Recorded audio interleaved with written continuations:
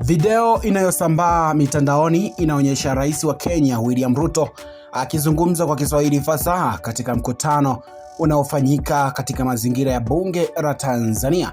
Hotuba yake imewavutia Watanzania wengi, huku baadhi wakishangazwa na ufasaha wake wa lugha na namna alivyochangamsha ukumbi. Katika video hiyo, Ruto anasikika akisisitiza ushirikiano wa Afrika Mashariki na umuhimu wa umoja wa kisiasa kati ya nchi wanachama. Wengi mitandaoni wamempongeza hatua hiyo, wakisema inaimarisha mshikamano wa kikanda. Na hii ni Baharia TV. Karibu sana.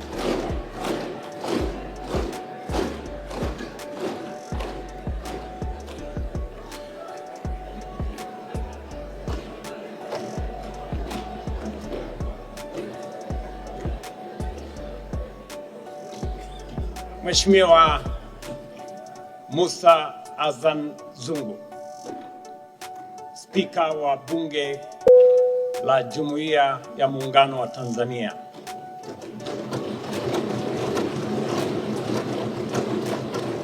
Mheshimiwa Waziri Mkuu, waheshimiwa wa bunge hili la Jumuiya ya Muungano wa Tanzania, waheshimiwa viongozi, mabibi na mabwana, hamjambo. Asalamu alaykum. Wacha nianze hotuba yangu kwa kuwapatia historia ya Kiswahili.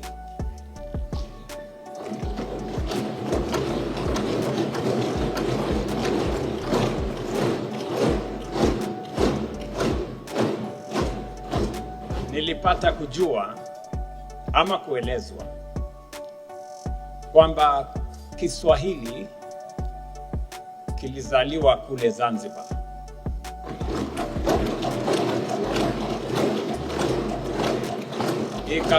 Ikakuwa na kubalehe huku Tanzania bara.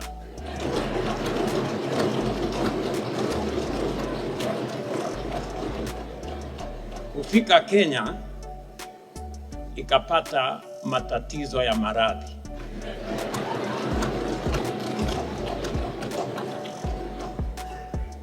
Kufika Uganda, kwa sababu ya maradhi yalimzidi, akafa.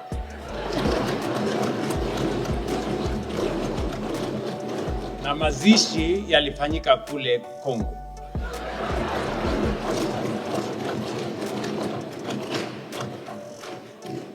Sababu hiyo, nawaomba radhi nitoe hotuba yangu kwa Kiingereza.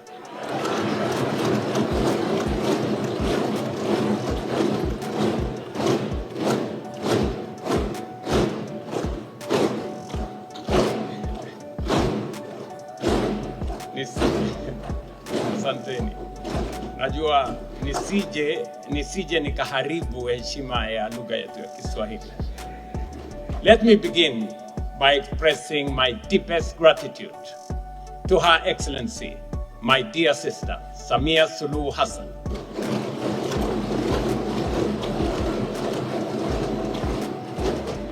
for her gracious invitation to undertake this historic state visit to your great and sisterly nation, the United Republic of Tanzania.